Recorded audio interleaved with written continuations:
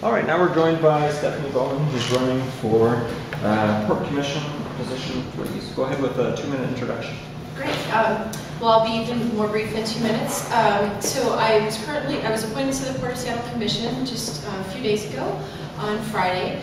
I come with quite a bit of port experience. I worked for the Port of Tacoma for several years in the role of federal government affairs liaison. So I worked actually with the Port of Seattle on some key initiatives of importance for both ports, things like the harbor maintenance tax, diesel emission reductions, safety blue reauthorization, which is our national freight policy and transportation initiatives. Prior to that, I worked in a variety of organizations, but most recently my day job is the executive director of Washington ABC, which stands for Asset Building. It's a statewide organization that helps low-income families build assets through homeownership, education, personal savings, and small business development. Just keep going. You don't need to use all the time if you don't want to. I'll just continue. I'll just say that my interest in the port is based on my experience and also the job that I do right now. I think that the port is a great economic development agency, essentially, and so the work that I do during the day on the nonprofit side is about helping folks build assets to move up to the middle class, and the port has a great role in leveraging our public resources to be able to do the same thing. So I'm excited about the opportunity to serve right now and excited about the campaign ahead. Great, thanks. So now we have 5 prepared questions we're asking all candidates for the Port Commission. These are 2-minute answers, and John, would you like to start with number 1? Sure. What is your plan to keep the Port of Seattle competitive when other ports offer similar services at lower costs? We've got a lot of different things. So probably the first thing on the macro level is addressing the harbor maintenance tax. And briefly, the harbor maintenance tax is a tax assessed on imports based on the value coming into the United States. And it is used it's a federal tax, and it's used for harbor maintenance, mostly for inland ports. Deep water ports such as Seattle and Tacoma don't have access to that because we don't need to dredge, essentially. And so we've been working on this issue for a few years. We now have a couple of ideas of how to address that. The reason why it's such a concern is that the Canadian ports don't charge it. So Vancouver, British Columbia, and most importantly the Port of Prince Rupert, which is about 600 miles north, assess that. So they have a competitive advantage in being able to charge less for freight movement than we charge in Seattle. And they're also a day's closer sailing to Asia than we are. That's one area. In terms of freight mobility is probably the other area where we need to be more competitive, and again, something that I've worked on for over 10 years, making investments in things like grade separations, which may not seem like a big deal, but actually it helps the movement of freight throughout our state. Most of the cargo that comes into the Port of Seattle is discretionary, meaning that 70% of it comes into the Port of Seattle and moves out towards Chicago to the major distribution areas. And so things like grade separations can actually improve the mobility of freight to get it through quicker and make us more competitive. By comparison, the ports of LA and Long Beach, which are often considered competitors of ours, their cargo, 70% of it stays in their region, 30% goes out. So freight mobility is critically important for us. Plate number 2. What specific plans do you have to making the port more sustainable and limit its environmental footprint? Well, there's several things that we're working on right now and things that I want to address. A situation called cold ironing, I'm not sure if you're familiar with that, but cold ironing is essentially plugging in cargo ships, and right now we're using it for cruise ships, it's like a big outlet. You plug it in so they can shut the ships down so they're not constantly running when they're at port. We're doing that on the cruise ships now, and it's one of the best things you can do to improving air quality. And we're starting to work on it with cargo ships. They're doing that at the Port of Tacoma, actually, and so that would be one of the things I'd work on, is trying to do more cold ironing for cargo ships at the Port of Seattle. The second thing is just working on diesel emissions reductions, particularly with cargo handling equipment. That's the equipment that's moving the cargo, the boxes in between on the terminals. Again, doesn't seem like it's a big deal because it's far away, but it really affects the air quality for the workers down on the docks. And again, diesel emissions, it's really terrible and they're really close to it. So there's a lot that can be done retrofitting that equipment. It's something that I worked on when I was at the Port of Tacoma. I'd say the third thing is we have a huge issue on our hands at the Port of Seattle in terms of the drayage. situation, which is moving the cargo between the terminals, between the rail, and it's the short haul, so it's about a mile and a half in between, and those trucks are really old, and they're doing, and again, terrible for freight mobility, but more importantly, terrible for air quality. It's a situation that down in Tacoma, the way they addressed it is doing on-dock rail. On-dock rail is actually having the trains come onto the terminals, and so it's a much more efficient and much lower air emissions because it's not using the drainage trucks. And so the opportunities that we might have in the future to do on-dock rail in Seattle are something that I look at. Terrific. Thank you. David? Do you support the salary increase for the port commissioners? And do you support other changes or reforms of the port commission itself? Let's see. I think that now, having served on the Port Commission for exactly 2.5 days, almost 3, I can understand why there's an effort to do something more to improve the salaries because it is a huge job. There's no doubt about it. Whether it should have been to the extent that they raised it, I don't necessarily agree with. I don't know how to compare it to what I had said to Commissioner Albro at the time when he was proposing this idea is why did you not go out to a third party like the Municipal League and have somebody else evaluate what a comparable salary would be. I don't know why he picked the, I think it's the legislative salary increase. I don't know that this job is, I don't believe necessarily that it's equivalent to a state legislator who's working on statewide issues and the state budget. So, but there's nothing at this point that I see that to do to change it. And then what was the other part of the question? Other changes or reforms of the Port Commission? I can't do something in mind specifically, or We asked the same question of all candidates, so it's whatever you make. Oh, okay. I can't really think of anything specific in terms of reforms. I would say, though, that just in general there needs to be more outreach. And I'll use this as an example. The Century Agenda that the Port has initiated this 25-year strategic plan for the Port. They've gone out and done a lot of meetings, 60 meetings in particular. I don't necessarily count that as outreach. What you need to do is actually engage communities and see what their role is in achieving the Century Agenda. I don't feel that people really understand what the Port does. Here in the 36th, I think you have a really good idea. And where I live in the 11th District, you have a great idea because the 11th District is South Seattle, Beacon Hill, Georgetown, Soto, South Park, Renton, Tukwila. We're heavily impacted by the Port. Most of King County isn't impacted, and they don't have a sense of what the Port does at all, and doesn't feel, from what I've seen, feel a connection to the Port. Elizabeth, number 4. What role should the Port Commission play in maintaining and increasing family wage jobs and green jobs? That's a great question. I think we have a lot of opportunities there, and it's something that I learned when I was down in Tacoma. There's a big difference, actually. 2 things. The Port needs to be more aligned with the city and the county in terms of maintaining an industrial and manufacturing base for King County. Those jobs are solid middle wage jobs, and they help people move into the middle class or stay in the middle class. A longshore job, for example, starts out at about $60,000, and you don't need to have a 4-year degree in order to be a longshore, and you can buy a house and send your kids to college. And when you look at things, so the Port needs to play a much larger role in that. I think that the arena down in Soto has been a fantastic opportunity, if you want to look at it in a positive light, to talk about maintaining that industrial base in the county. We now have kind of a timeout with that to be able to sit back and go, okay, might not happen, probably not going to happen, hopefully not in that location. And what else can we do? So there's a couple things in terms of career ladder opportunities that we haven't done. The Port levy that we all pay as a property tax levy gives us an opportunity to invest in educational opportunities. I would say in particular with airport workers is where there's a big struggle. A lot of the folks that work at the airport are minimum wage jobs. About 70% of them are represented, about 30% aren't, and the ones that aren't don't have benefits attached to that. What an initiative that I've been talking about, I've only been on the commission a few days, but I've been talking about for a few months, is having some sort of career ladder. So folks, that, for example, that are working at the airport are not just stuck in a job working at a retail location, but have some opportunity to move up. Otherwise, they're always just going to be minimum wage jobs. And whether the Port can't require employers to increase the wages, for example, but we can offer those other opportunities if they're working there. Jack, number 5.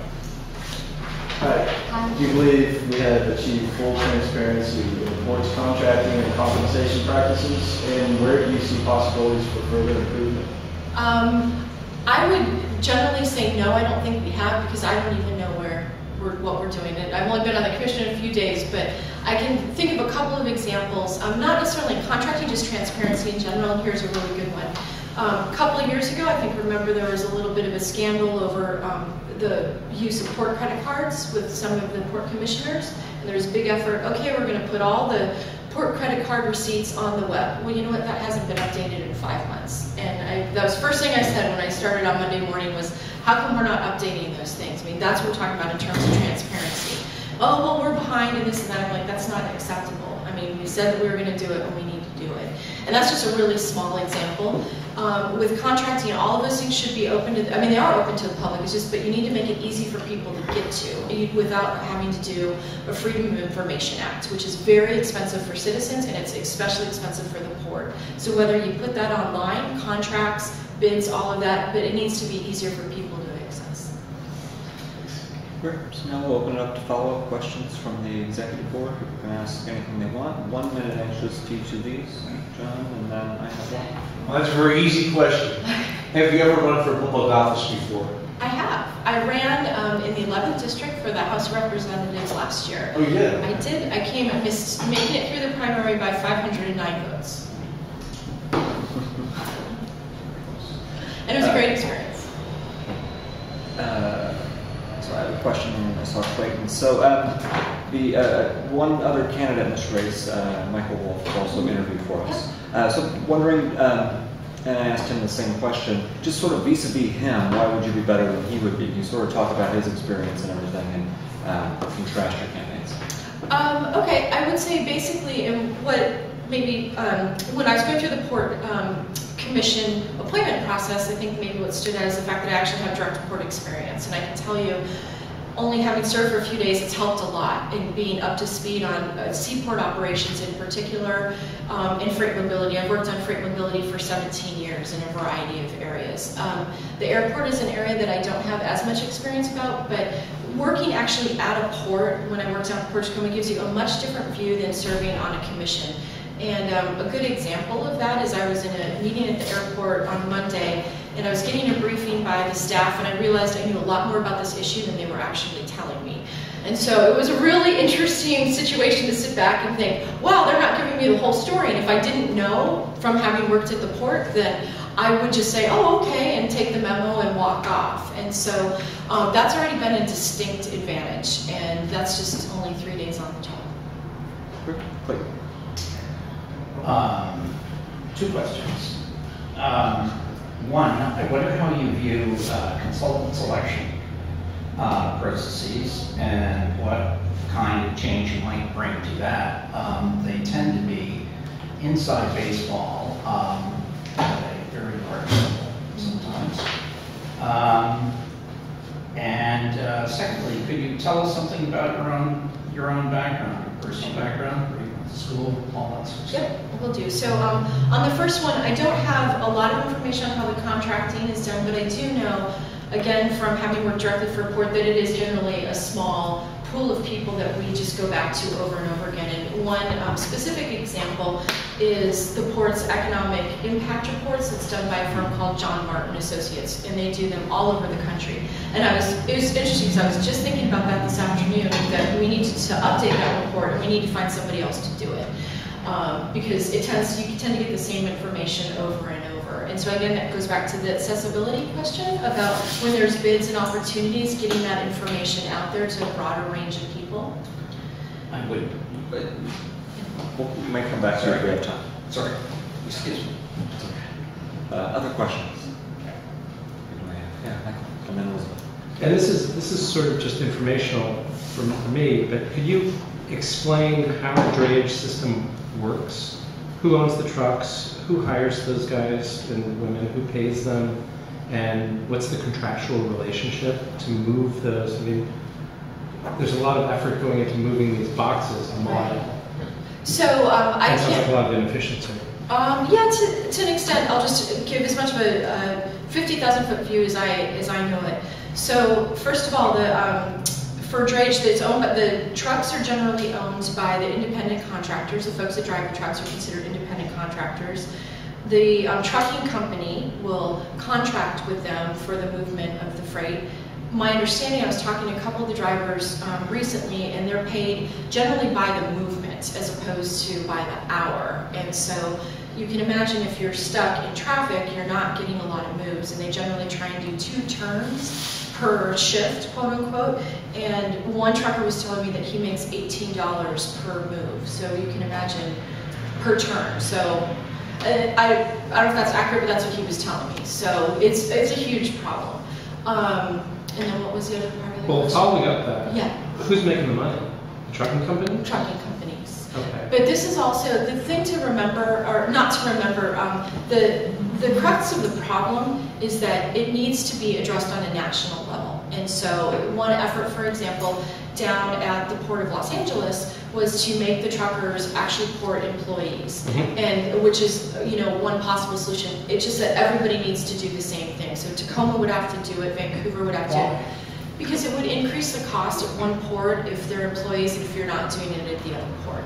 So we're over time on that question. So, which is, I can follow up with you on it if you want. So you mentioned that you hope that if the arena happens, it'll be in a different. If the arena happens, it'll be in a different location.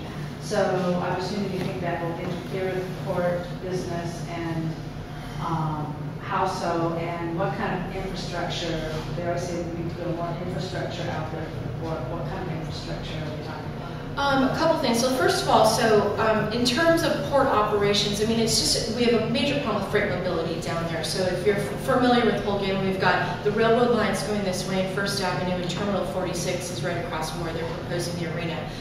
I actually think it's a bigger issue than just the arena. It's actually the Stadium District Plan, and if you haven't read it, I'm encouraging everybody to get out and read it. It was produced about 2 years ago. It's just a conceptual plan for the area. It calls for 3,000 condominium units, 2,000 single occupancy, parking for single occupancy vehicles, and so it would change the entire makeup of that area. So whether or not there's a stadium, it's just changing it, and if you've been following the story in the paper, Chris Hansen, sort of this LA Live idea. So it's a entertainment district as opposed to what it is right now, which is industrial and manufacturing. In terms of infrastructure, it's really freight mobility infrastructure. So grade crossings, which the Holgate and Lander crossings have been on the books for years. There's just never been any funding for it. Another part of... Yeah, so I have a question. I saw Clayton again. So the Port Commission, at least the one that, as it was proposed through last year with Holland Tarleton, did split on some stuff, and there was, ideological splits. I was wondering which current or recent Port Commissioner do you see yourself most ideologically aligned with? Oh, that's a great question. Candidly, I just don't know all of them that well. The person who I've actually known the longest is Courtney Gregoire, because we worked together back in DC. And so I would say, in terms of being aligned with kind of new energy, wanting to bring some new energy to the port. But we don't know how she votes yet, so... Well, I don't know how she votes yet, but we said ideologically, so I was, having known her on a personal level, I would say that. Do you have a specific vote in mind, or? Not necessarily.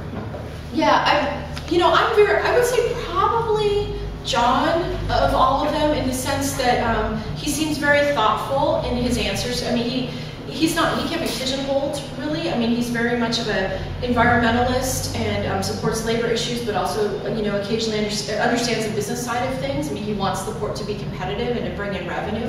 So I would say, from what I've seen of how he thinks through issues, probably John. All right, thank you. Clayton? Do you know whether the law, federal law, precludes allowing the truckers to organize? I don't believe so, but I don't know for sure. I mean, I don't know all the details, so I don't want to say something that I pretend that I know and I don't know. That has been an allegation. Something.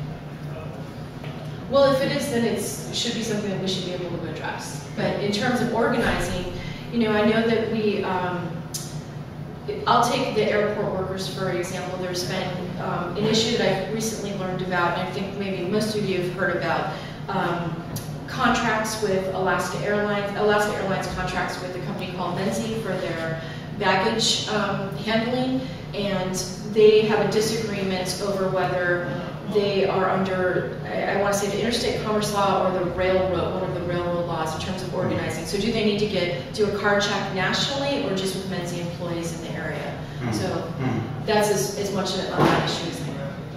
Thank you. All right, so we're about out of time, so we want to take 30 seconds for a closing statement. Wow, that was fast.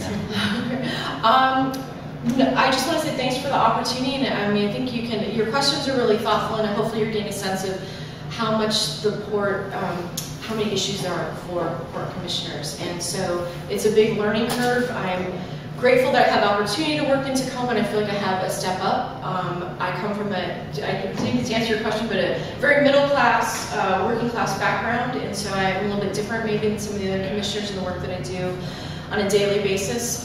So I just hope to bring a new perspective to the port and more accountability.